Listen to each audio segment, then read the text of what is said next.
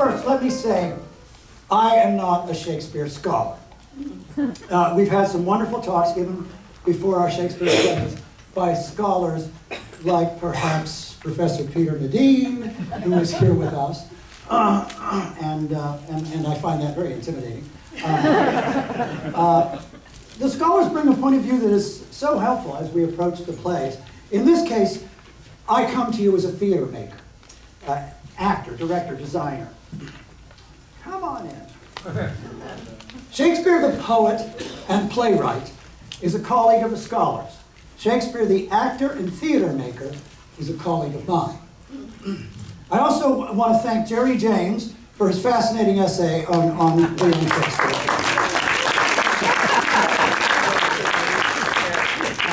And I'm going to be touching on some of the things that he discusses in this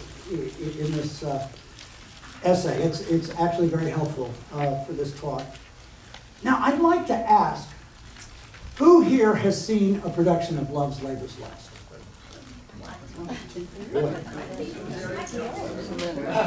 I'm not sure I even need two hands to count this. And it's not surprising, really. It's not produced a whole lot. There are reasons for that, although it's seen a resurgence in recent years, and there are reasons for that too, and I'll talk about that. Let me say first that I have some history with Love's Labour's Lost. We performed it in our fourth year at the Juilliard School under the direction of Michael Langham, and played it repeatedly. And as I've told the cast, when words come into a young mind in repetition, they imprint deeply, and consequently, the cast has been surprised at how much of the words of Love's Labour's Lost just spill out of my mouth in the middle of rehearsal. And it's intimidating to them, too, probably. It's been a curious thing to revisit this play some 40-plus years later. Our culture has shifted.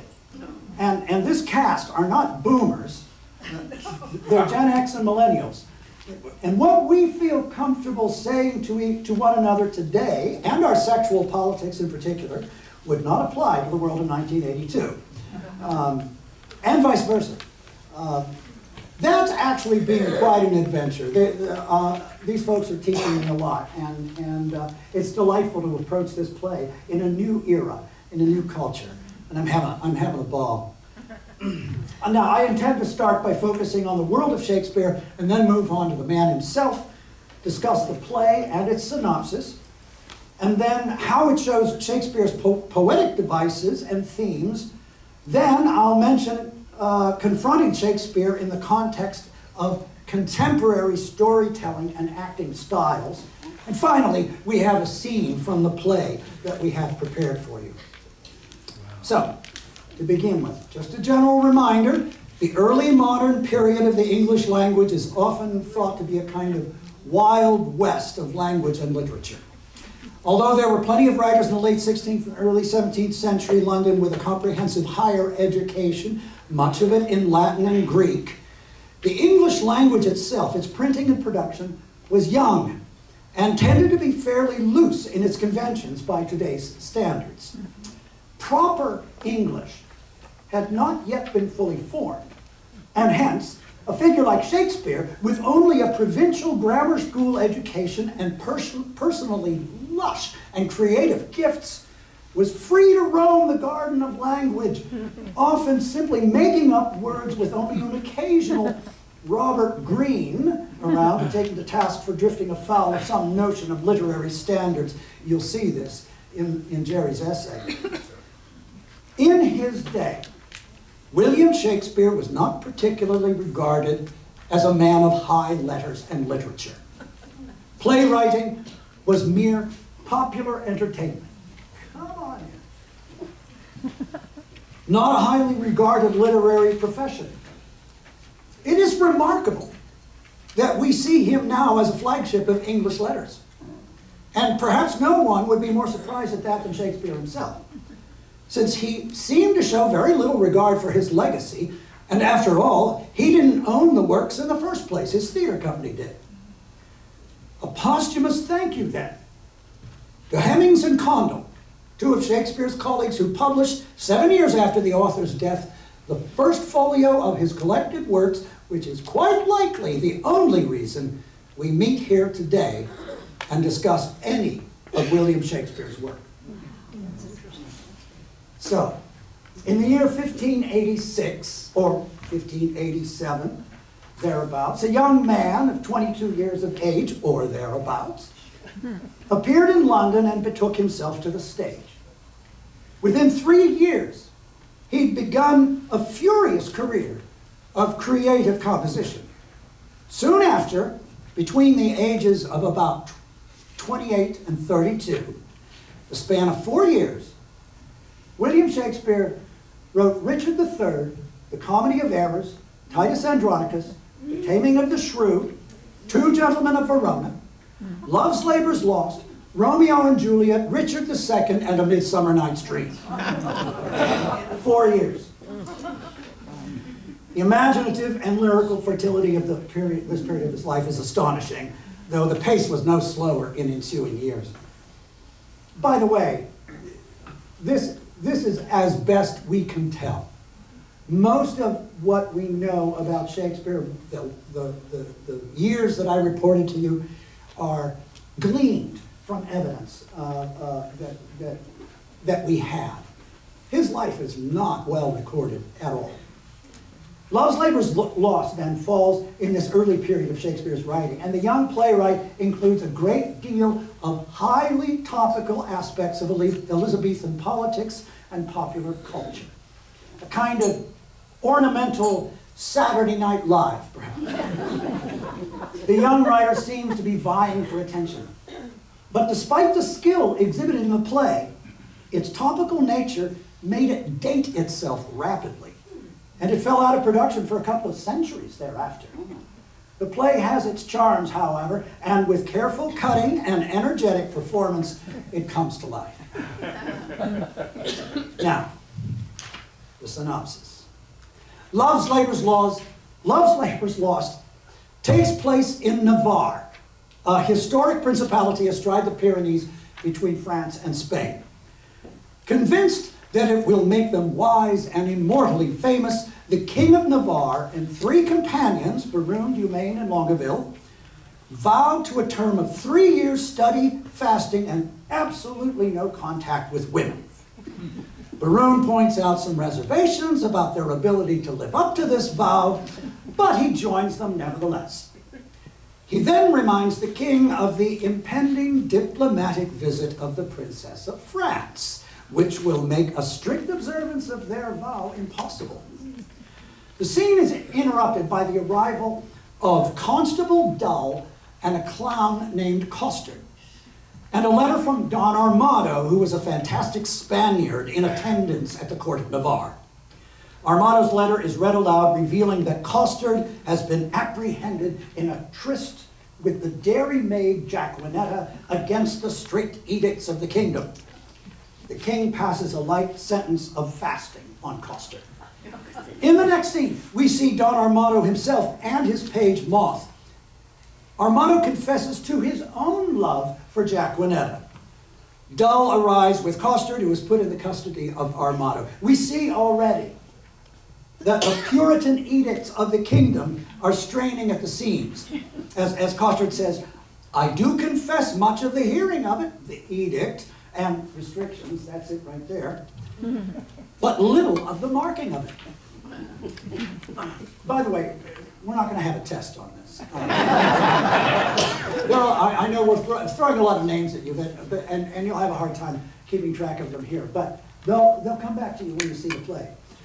The Princess of France arrives. Now, this is the scene that we're going to have for you a little bit later on. The princess arrives with her retinue, Rosaline, Maria, and Catherine, and the diplomat chaperone, Boyette. When the king comes to meet them, he makes it clear that the princess and her retinue must remain out of doors in the field, since his vow will not allow women under his roof. This is not particularly well received, as you can imagine. On first meeting, it becomes clear that each of the gentlemen is falling for one of the ladies, and the king himself is smitten for the princess. The ladies and Boyette are left to camp in the palace park. We next see Armado releasing Costard and enlisting him to deliver a love letter to Jacquinetta on his behalf. Immediately following this, Berowne entrusts Costard to deliver a love letter for him to the princess's attendant Rosaline. Then we see the princess and her retinue hunting in the park, bow hunting for deer. Costard arrives to deliver Berowne's letter to Rosaline, except he gets it wrong, of course. The princess has Boyette read the letter aloud and immediately becomes clear that it is instead the letter from Armado to Jacquinetta. It is roundly mocked and the scene ends as the princess and her party go off to hunt the deer. We now meet Holofernes, the schoolmaster pedant, and Nathaniel, the obsequious curate. After musing on the princess's successful hunt of the deer, they are joined by Jacquinetta and Costard, who, being illiterate, are bringing a letter for the curate to read. It is, of course, Berowne's letter to Rosaline. Holofernes instructs them to take the letter to the king as it is in violation of the vows and strictures of the kingdom. Now, the following scene is a masterpiece of eavesdropping.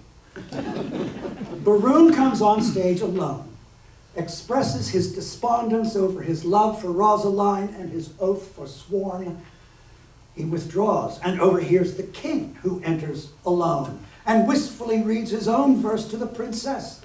The king then too withdraws under the eyes of Berowne to overhear Longueville, who enters alone and proceeds to read his own sonnet to Maria, who himself consequently withdraws to observe Dumaine, entering alone with a verse to Catherine. Then they reveal themselves in reverse order, taking their immediate sequent to task for being forsworn, only to be exposed by their predecessors stepping forth. Finally, with Berowne now hypocritically taking them all to task, Jacquinetta and Costard enter with his letter to Rosaline, and all are exposed as being in love and forsworn. The scene ends with Berowne delivering a masterful speech, rationalizing the breaking of their vows, and the men finally determine to abandon their original undertaking and court the ladies outright. After the intermission, we see Holofernes, Nathaniel, and Dull engaging in some particularly pedantic wordplay. That stuff is delightful. Armado enters and enlists Holofernes and Nathaniel in devising and staging an entertainment for the princess on the urging of the king. It is determined that they shall present a pageant of the 9 worthies. Now, I shall speak of the 9 worthies a little later. Then follows the final scene, and it is Shakespeare's longest scene. We see the ladies in the park admiring gifts and verses they receive from the men. Boyette enters and tells them that the men intend to visit disguised as Russians. The princess has the ladies exchange their gifts and meet the men masked, so the men recognize the gifts they gave and will court the wrong woman. The men enter as Russians. After a dance and a failed introduction by Moth, the men try to court the ladies, but are frustrated at every turn. They leave. The ladies unmask, and the men return as themselves. The ladies reveal their mocking pretense, and the men are humiliated. The commoners then enter to present the 9 worthies. The men, in an attempt to restore some lost dignity, mock the commoners' show mercilessly. Then a messenger, Arcadia, enters and delivers the news of the death of the King of France. The tone shifts. The princess and then the ladies in turn assign their men the patience of a year's restraint before returning as suitors, if they can endure it and if their love is sufficient. The commoners present the songs of spring and winter as the princess and her retinue depart and the men withdraw.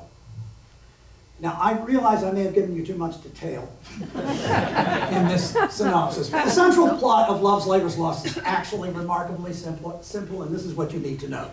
4 young men swear to study 3 years, fast and see no women. Then 4 ladies show up, the men fall in love, and the initial vows fall apart. In the end, they must part, and the ladies tell the men to revisit their suits in a year's time if they're serious. So, That's what we need to know about Love's Labour's Lost. That's pretty simple. There are a number of aspects of Love's Labour's Lost that are reflective of the rest of Shakespeare's plays and will place it in a specific phase of his career. This early comedy of Shakespeare contains as much rhyme as any other play. Even A Midsummer Night's Dream is not quite so plentiful and complex in its rhyming verse, nor in its varying metrical patterns. Shakespeare is undeniably exuberant in his language in Love's Labour's Lost. In many ways, it is as much about language as it is about love and vows. It highlights the deceptions of language, and more than anything, the indulgence of language brought out most prominently in the characters of Berowne, Armado, and Holofernes. Love's Labour's Lost contains a play within a play. In this case, a courtly pageant by the commoners, an idea he was to flesh out later in A Midsummer Night's Dream, of course, Pyramus and Thisbe. And of course, the play within a play device is used in Hamlet as well. The play's the thing, after all. Now, a note about the Nine Worthies. This was a collection of heroes, 3 each of classical Jewish and Christian origin, that were held up and studied as models for chivalric behavior in the Middle Ages. They were Hector, Alexander the Great, Julius Caesar, Joshua, David, Judas Maccabeus, King Arthur, Charlemagne, and Godfrey of Bouillon. Yeah. Godfrey of Bouillon. I tell you, I looked it up on Wikipedia just to figure out how to pronounce it. I didn't look too deeply on that guy. Interestingly, Shakespeare, or perhaps Holofernes in the play, includes 2 characters that don't appear on the classical list of worthies. Hercules and Pompey the Great. And they will appear on stage in front of us. So nobody can quite explain that. A pageant of the worthies, by the way, would be an expected occurrence at the court of Elizabeth I. And speaking of the Queen, the scene depicting the princess hunting in the park would be an easily recognized homage to Elizabeth, as she herself indulged from time to time at that very recreation. The playwright of Love's Labour's Lost is clearly the poet of the sonnets, many of which are thought to have been composed at roughly the same time. Indeed, 2 of the love rhymes in Love's Labour's Lost, those from Berowne and Longueville, are composed in Shakespearean sonnet form. And Rosaline herself seems to correspond roughly to the dark lady of the sonnets in descriptions that the play assigns her. There are some characters you will recognize in Love's Labour's Lost that recur in other plays. Constable Dull, for instance, is an early incarnation of Dogberry, a hapless constable from Much Ado About Nothing. And Berowne is certainly reminiscent of Benedick of the same play. Boyet has some playful qualities of Puck, and it doesn't hurt to have our own Puck, Hunter, playing the role. You might also be forgiven to hear the voice of Bottom from Midsummer Night's Dream in the clown costume. Love's Labour's Lost shows Shakespeare's tendency to shake things up. After all, who says a comedy must end with a wedding or a dance? Jack hath not Jill, as Berowne says at the end of the play. And this is corrected soon enough in A Midsummer Night's Dream when Puck says, Jack shall have Jill, naught shall go ill. Love's Labour's Lost is the only comedy to conclude without weddings or even the firm promise of weddings. And the autumnal elegiac tone that finishes Love's Labour's Lost is distinctive among Shakespeare's comedies in its fullness. What's particularly satisfying about the ending is Shakespeare's refusal to give the men the satisfaction of union with the ladies. The men have made a poor account of themselves, and the comedy cannot be consummated without some lessons learned. Now, our production will have one intermission. When I cut and prepared the script, and by the way, you don't want to see an uncut version of this play. There will be whole passages that were just like I wasn't on. I've done some cutting, some judicious cutting. Well, more than judicious in some sense. There are a few pages that have to come out. But when I cut and prepared the script, I was alarmed that the intermission fell at the end of the 4th act. Is this possible? It was roughly halfway through by the page count, but is that going to work? Then we read the script at the first read and confirmed what I'd done. The first half was a little over halfway through by the clock. Act 5, Scene 2, the last scene of the play, it turns out, is roughly equivalent in length to more than 2 acts of a typical Shakespearean play. It is 932 lines long. Shakespeare's second longest scene in all of his canon is 281 lines long. So, more than 3 times as long, or something like 3 times as long. That would seem to imply that it goes on, but that is deceptive. The scene is packed with entrances and exits and action. It contains the hilarious visit by the men dressed as Russians, the play within the play of the 9 worthies, and the arrival of Arcadia and the dramatic shift that it brings. And speaking of that, it isn't lost on us that Shakespeare inserts in his Arcadian setting a memento mori, a remembrance of death amid all the high spirits and foolishness. Soon, in the 17th century, artists are exploring that subject in great detail. I'd like to talk for a minute about the play's imagery. Things you can listen for. First, the play is replete with military imagery and language. Most of it involves the heroic fantasies of the men, and particularly Don Armado, but it also underscores a war between the sexes in their courtship.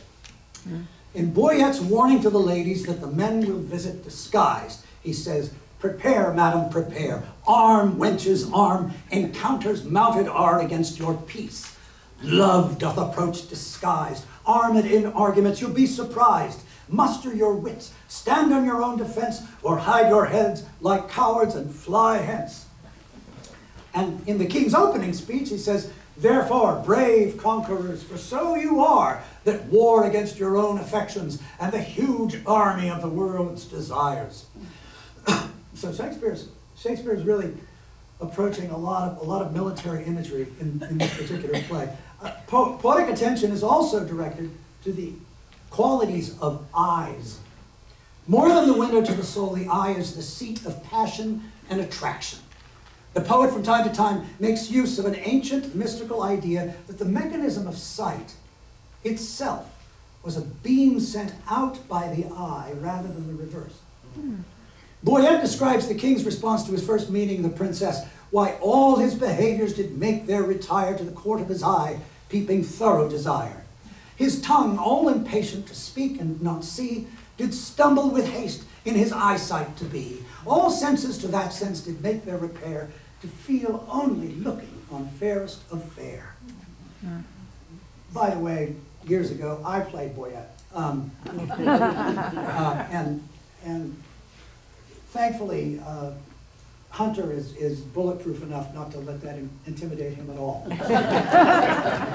He's doing a fabulous job. And later, Berowne struggles with his love for Rosaline. "I will not love," he says. If I do, hang me. If faith, I will not." Oh, but her eye. "By this light, but for her eye, I would not love her." Yes, for her 2 eyes. So finally, well, not finally. I'd like to touch on some of Shakespeare's favorite devices in the drama. These are things that we look for as actors and directors that help us tell the story and help us really reveal the poetry effectively. You'll know a great deal about what makes up his playwriting if you know 4 or 5 basic elements that he uses. The first is antithesis, the rhetorical juxtaposition of opposites or distinct elements. Richard III's famous opening words, "Now is the winter of our discontent made glorious summer by this son of yours." Winter, summer. Discontent, glorious too, in a way. And double antithesis, opposing pairs of things. As Berowne says in the opening scene, "At Christmas, I no more desire a rose than wish a snow in May's newfangled shows." Christmas, May, rose, and snow. So, and then the princess admonishing the king in the scene that you're going to see a little bit later. She says, "The roof of this court is too high to be yours, and welcome to the wide fields too base to be mine." So, and one of the things about learning how to inflect this kind of antithesis, this is a good example of this line. Base as a word used for low is not something that is in our language. We can wrap our heads around it, but inflection is really going to help us place what's being said when an unfamiliar word like that comes to us.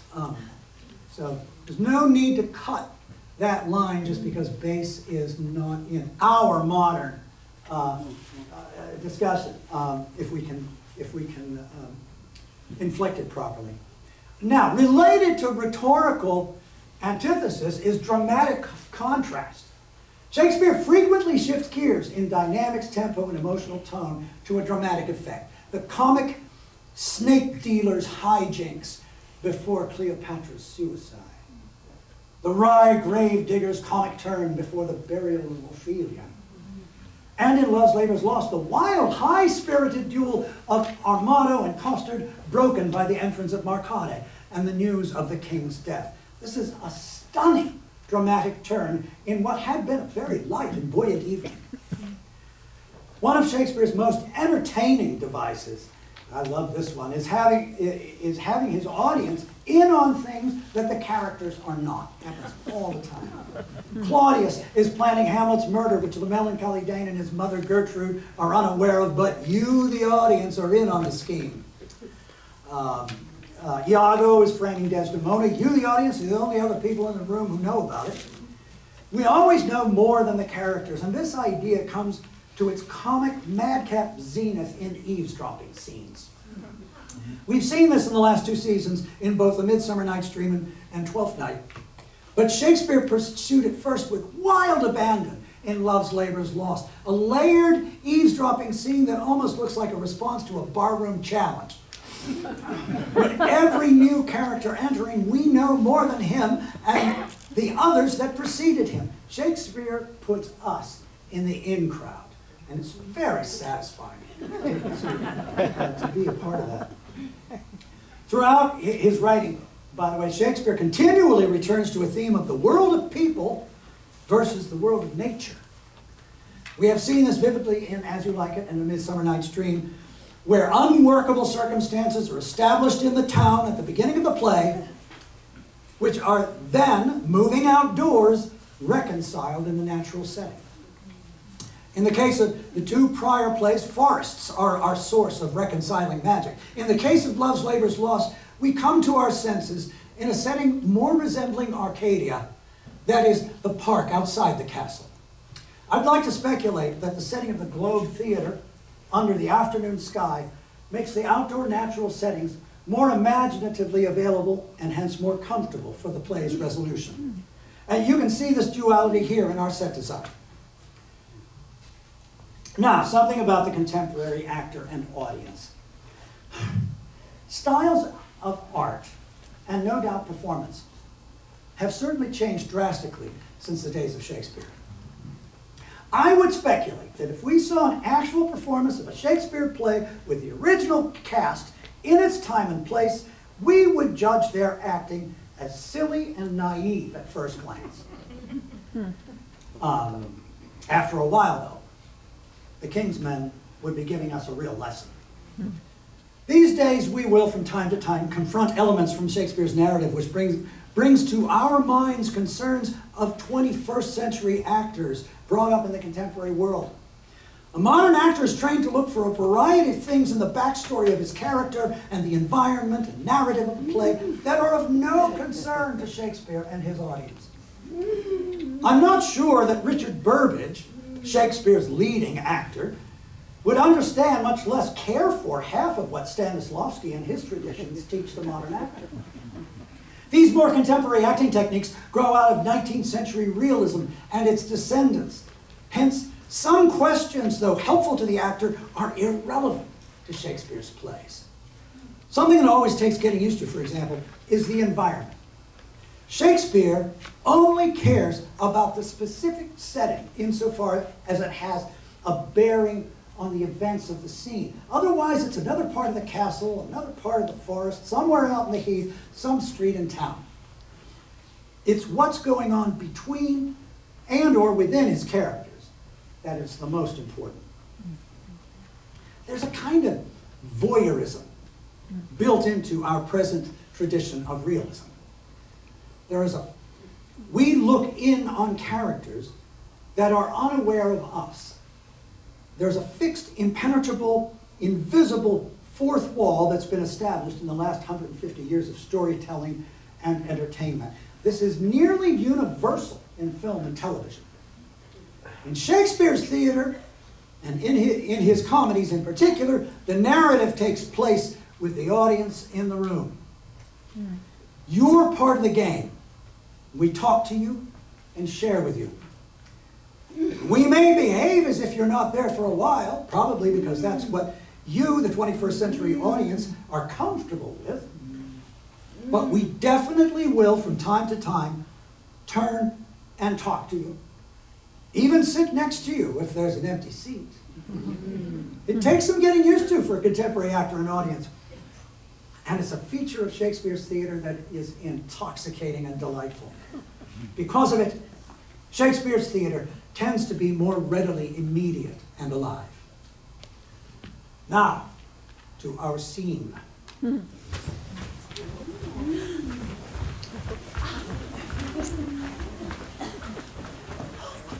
comes Boyette. Now, what admittance, Lord? Navarre had notice of your fair approach, and he and his competitors, in oath, were all addressed to meet you, gentle lady, before I came. Mary, thus much I have learned. He rather means to lodge you in the field, like one that comes here to besiege his court and seek a dispensation for his oath to let you enter his unpeopled house. Here comes Navarre! Fair princess, welcome to the court of Navarre. Fair, I give you back again, and welcome I have not yet. The roof of this court is too high to be yours, and welcome to the wide fields too base to be mine. You shall be welcome, madam, to my court. I will be welcome then. Conduct me thither. Hear me, dear lady. I have sworn an oath. Our lady help my lord, he'll be forsworn. Not for the world, fair madam, by my will. Why will shall break it, will and nothing else. Your ladyship is ignorant what it is. Were my lord so, his ignorance were wise. Where now his knowledge must prove ignorance. I hear your grace hath sworn out housekeeping. 'Tis deadly sin to keep that oath, my lord, and sin to break it. But pardon me, I am too sudden bold. To teach a teacher ill beseemeth me. Vouchsafe to read the purpose of my coming, and so suddenly resolve me in my suit. Madam, I will, if suddenly I may. You will the sooner that I were away, for you'll prove perjured if you make me stay. Did not I dance with you in Brabant once? Did not I dance with you in Brabant once? I know you did. How needless was it then to ask the question? You must not be so quick. 'Tis long of you that spur me with such questions. Your wit's too hot. Its speed's too fast. 'Twill tire. Not till it leave the rider in the mire.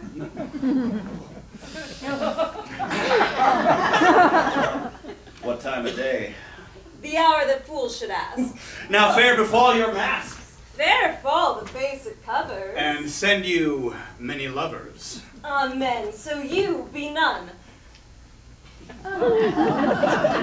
Eh? Then will I be gone. Madam, your father here doth intimate the payment of 100,000 crowns, in surety of the which one part of Aquitaine is bound to us. But here he doth demand to have repaid 100,000 crowns, and not demands to have his title live in Aquitaine, which we much rather had depart with all. Dear princess, were not his requests so far from reason's yielding, your fair self should make a yielding against some reason in my breast, and go well satisfied to France again. You do the king, my father, too much wrong, and wrong the reputation of your name, in so unseeming to confess receipt of that which hath so faithfully been paid. I do protest I never heard of it, and if you prove it, I'll repay it back, or yield up Aquitaine. We arrest your word. Boyette, you can produce acquittances for such a sum from special officers of Charles his father. Satisfy me so. So please your grace, the packet is not come where that and other specialties are bound. Tomorrow you shall have a sight of them. It shall suffice me, at which interview all liberal reason I will yield unto. Meantime, receive such welcome at my hand as honor, without breach of honor, may make tender of to thy true worthiness. You may not come, fair princess, within my gates, but here without you shall be so received as you shall deem yourself lodged in my heart, though so denied fair harbor in my house. Your own good thoughts excuse me, and farewell. Tomorrow shall we visit you again. Sweet health and fair desires consort your grace. Thy own wish I thee in every place.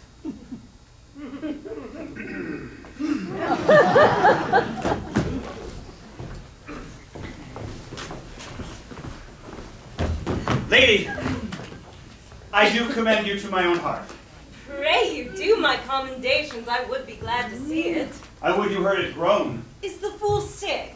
Sick at the heart. Lack, let it blood. Would that do it good? My physic says I. Will you prick it with your eye? No point. With my nut. Now God save thy life. And yours from long living. I cannot stay Thanksgiving.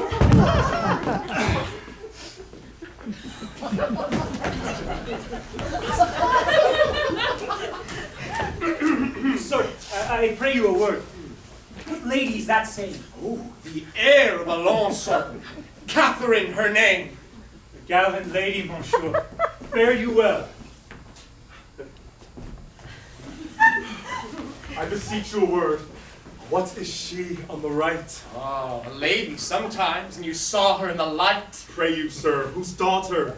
Her mother's, I have heard. God's blessing on your beard! Good sir, be not offended. She is an heir of Falconbridge. Nay, my collar is ended. She is a most sweet lady. Not unlike, sir, that may be.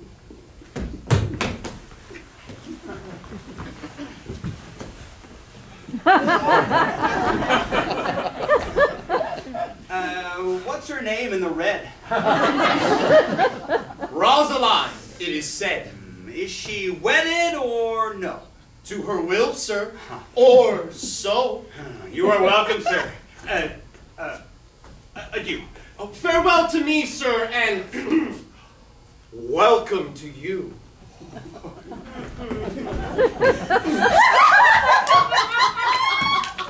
Thank you very much.